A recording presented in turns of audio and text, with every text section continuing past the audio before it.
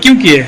मेरा साथ बस लड़ा था, बस लड़ गया था। हाँ। वो मेरा जान बचाया था। मैंने मेरे को 90,000 रुपया दिया था। तो वो बोला कि मेरा मम्मी पापा है, मेरा ज़िंदगी में कुछ नहीं है। तो वो बोला कि तुमको क्या चाहिए, हमको खाली जब मरेंगे तो मेरे को हाथ से अपना आदमी जान कर। इसलिए शादी कर लिए? इसका जब कोई हालात नहीं था, सब आदमी जान रहे हैं कि हम उसको मदद कर रहे हैं, वही हमको मदद करते हैं।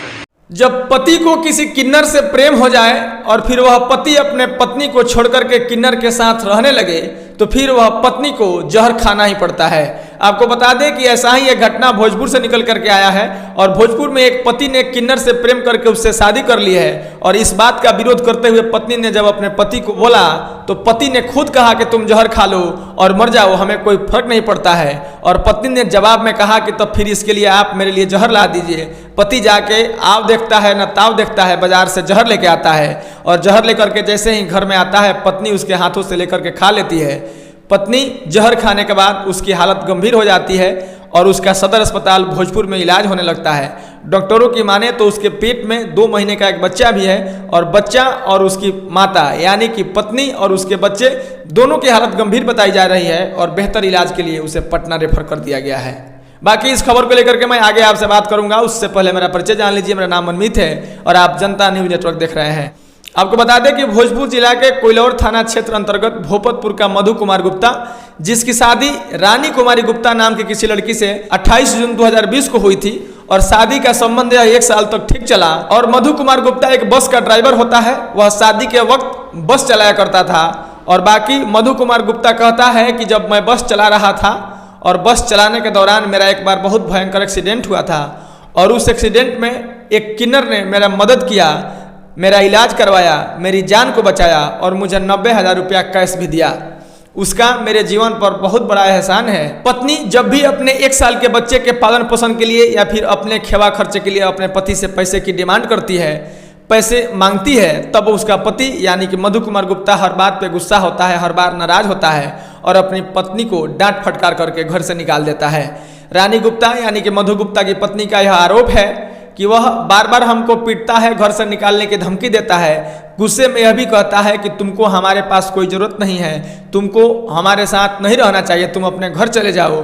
और हमको बार बार घर से निकालने की और जहर खाने की, आत्महत्या कर लेने जैसी शब्दों का प्रयोग करके मेरे जीवन को तबाह करता रहता है। बाकी मधु गुप्ता से जब पूछा गया तो मधु गुप्ता बताता है कि जब किन्नर ने मेरी जान बचाई और जब मैं उसके पैसे वापस करने के लिए उसके पास गया तो किन्नर ने कहा कि मुझे पैसे नहीं चाहिए, मैं चाहता हूं कि तुम मेरे साथ रहो। और मैं तब से उसके साथ रहने लगा। किन्नर ने मुझे अपने साथ ले जाकर के पटना में एक मिठाई की दुकान करवा दी है, वही दुकान हम लोग चलाते हैं। उस किन्नर का दुकान खुलवाने में भी मुझ पर बहुत बड़ा एहसान है। बाकी वह किन्नर मुझसे पैसे नहीं लेना चाहता है। दुकान जब कुछ दिन चल गया तो उस किन्नर ने उस मधु कुमार गुप्ता से शादी की इच्छा जताई और फिर मधु ने उसके साथ शादी कर लिया। पटना वह रहने लगा, पटना वह रहता था। पटना से जब वह अपने घर यानी कि कोइलवर के भोपतपुर में पहुंचा तब पत्नी को वह 1600 रुपया दे रहा था। 1600 रुपया लेने से पत्नी यानी कि रानी गुप्ता ने इनकार कर दिया और इसी बात को लेकर के लफड़ा शुरू हुई।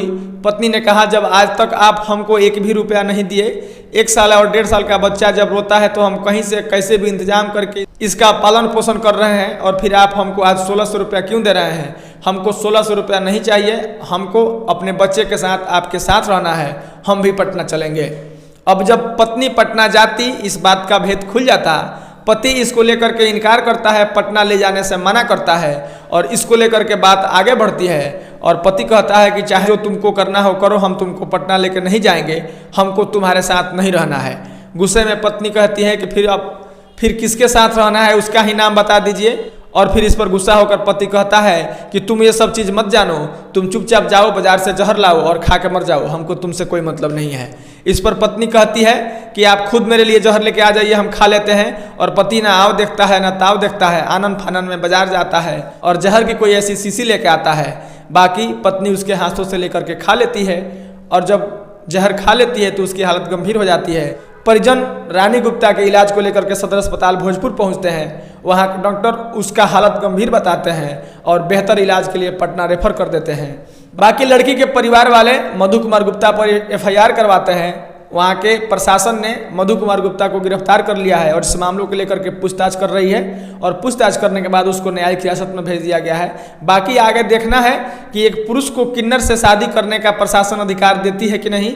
जहाँ हिंदू मैरिज एक्ट में पहला शादी ही मान्य होता है, दूसरी शादी का कोई प्रावधान नहीं होता है, वहाँ किसी थर्ड जेंडर से शादी करने का अधिकार यह प्रशासन देता है कि नहीं, यह दोनों बात देखने वाला होगा। बाकी इस तरह की घटनाएं आपके सामने और हमारे सामने, जब भी आप मोबाइल चलाते होंगे, जब भी आपके आंखों के सामने से अखबार गुजरता होगा, तो इस तरह की खबर अनायास ही आपके सामने पड़ जाते होंगे।